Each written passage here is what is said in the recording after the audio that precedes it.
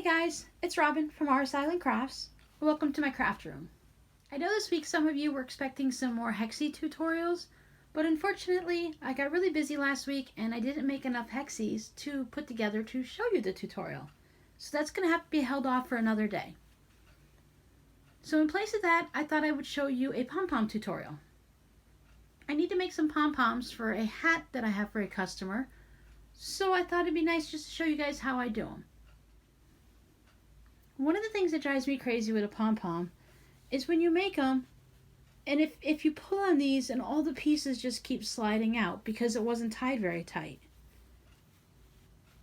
Or when you shake it, they fall out. Because if you're going to put these on a kid's hat or even just on an adult's hat, you don't really want them to be falling apart. You want them to be sturdy enough that they stay and all the pieces don't just pull out. So I'm going to show you what I do to not always completely stop that, but to help slow down that process so that the pom-poms stay together better. Whenever I have pom-poms on a hat, I always recommend that the customer just goes ahead and hand washes them because it's less wear and tear on the pom-pom, but you can also make them so that they don't permanently attach to the hat, so the hat can be washed. But a hat is such a small thing, it's usually easy to hand wash.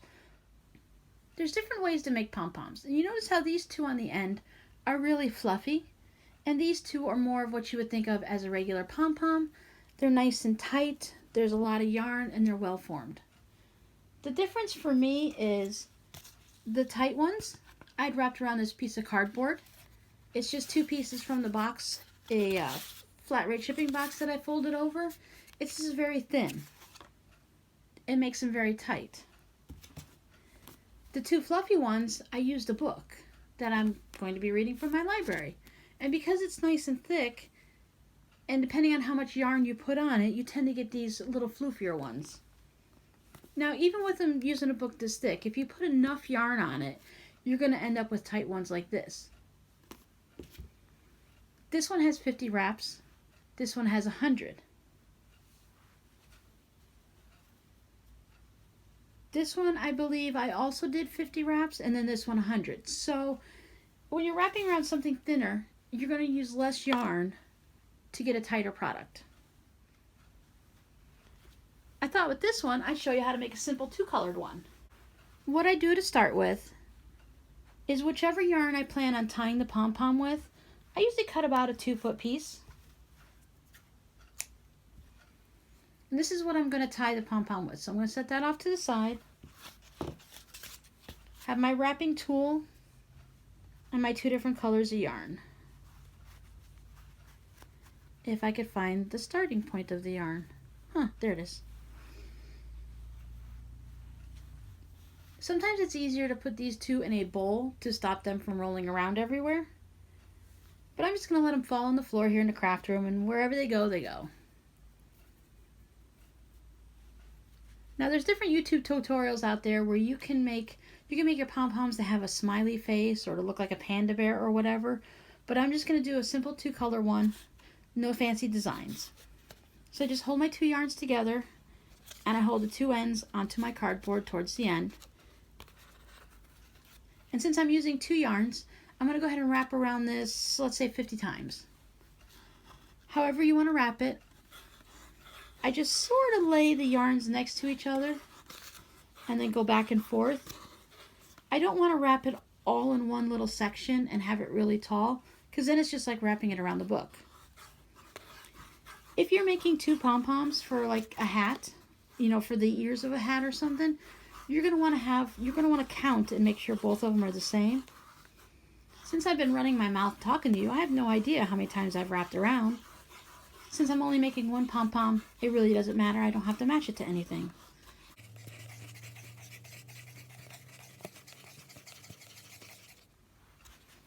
I'm just going to wrap this until I run out of the light blue. And there we go. I like to cut them off wherever I started, just so I have both ends at the same section, but I don't know if it really matters. Then I just take it and I slide it off. Before I do that, I'm going to lay my string down. This is my tying yarn. So then when I slide this off, I have my thumbs in it. I'm holding it tightish. I don't want this to just unravel and go everywhere, otherwise I'm going to have to start all over again. I lay it in the center of my yarn, and what I'm going to do is I'm going to do a surgeon's knot.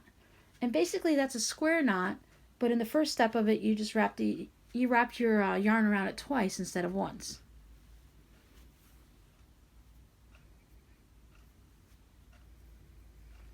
Wrap once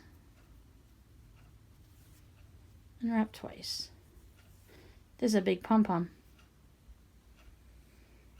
And then I'm going to cinch it down. You want to try to get sort of in the middle, but it's not going to be that much of a crisis if you're a little bit off, because we're going to be trimming this anyway.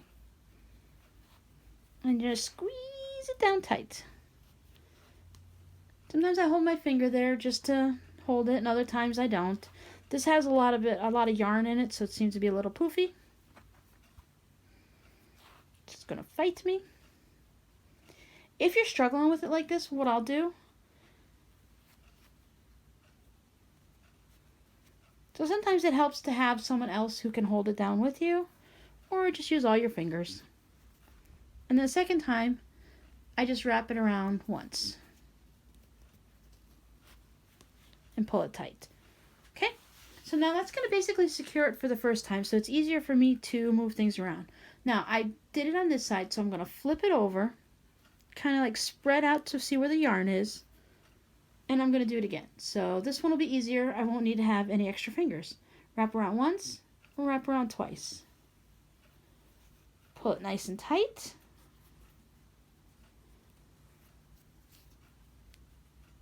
And then you just take this one and wrap it around just like you're tying your shoes. And there you go.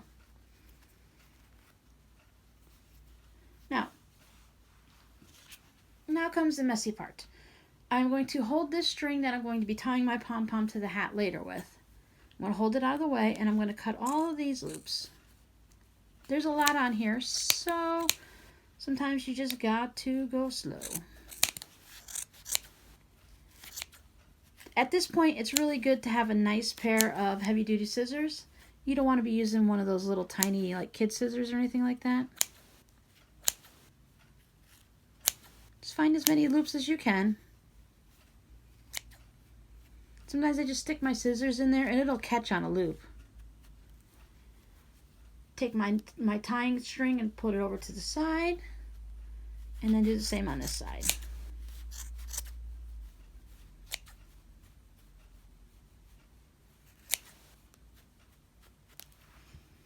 Okay, so now we have the basics of the pom-pom. Right now, our yarn is going around this way, so I'm going to turn it sideways. And I'm going to do the same process on the crosswise. Just kind of pull it through there a little. Wrap once, wrap twice. They'll all move out of the way for you.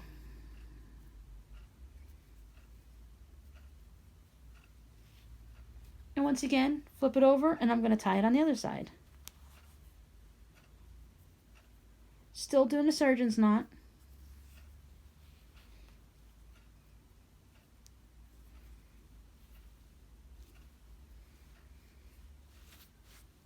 And now we have a really strange looking pom-pom. This is where we have to start doing our trimming.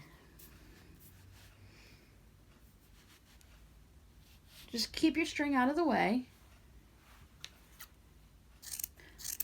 It's really easy to get carried away on the trimming part. It's really hard to stop. I find that I'm just never going to get a perfect pom-pom. It's not going to be perfectly rounded. It's not going to be perfectly square. You have to know too that the more yarn you put in, like this one's heavy. So you got to be careful putting a really heavy pom-pom on like one of those stocking caps that are really long, and you put this down at the end like a Santa cap, or a sleeping cap or something. This will really weigh it down on a child. So then I just put the pom-pom, hold it here like this. Keeps the string out of the way. I don't know why I keep calling it a string, it's yarn. Give it a little fluff. Now I'm going to go ahead and trim it into that dome shape that we're used to.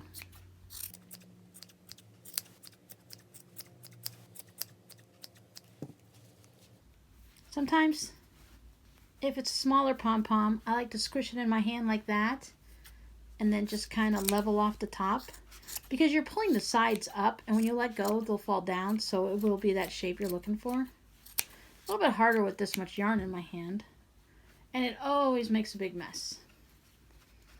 So fluff it up, shake it out a little. Always trying to keep your yarn out of the way, your tail. Otherwise, you'll just have to add a new piece. It's easier just not to cut your yarn, but it can be done. Just kind of round it off a little. Like I said, if you go too crazy, you're just going to end up cutting all your yarn off and you're going to have to start all over again.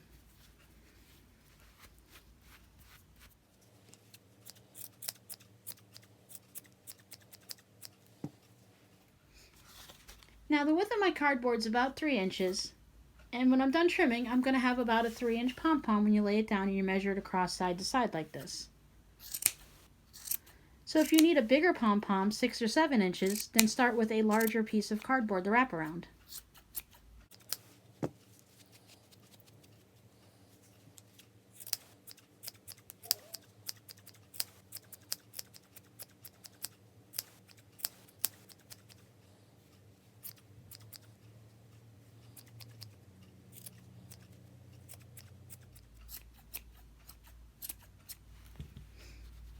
The more yarn you use and the tighter your pom-pom like this, the harder it is for me to get it perfect. But like I said, I just trim around a little bit here and there until it looks about where I like it to be. And then I walk away.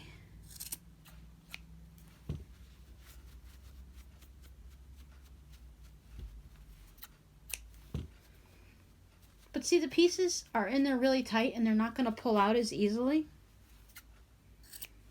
because we wrapped it in that T-shaped, or the cross, where we went one way and then we tied it again the opposite direction, because most pom-poms are only tied once. But since we tied it and then spun it and tied it again, we're going to end up with a nice tight pom-pom. And like I said, depending on how much yarn you use and how many times you wrap it, this one is looser and this one is tighter. That's Pom Pom 101 with Robin. You have a great day. Bye.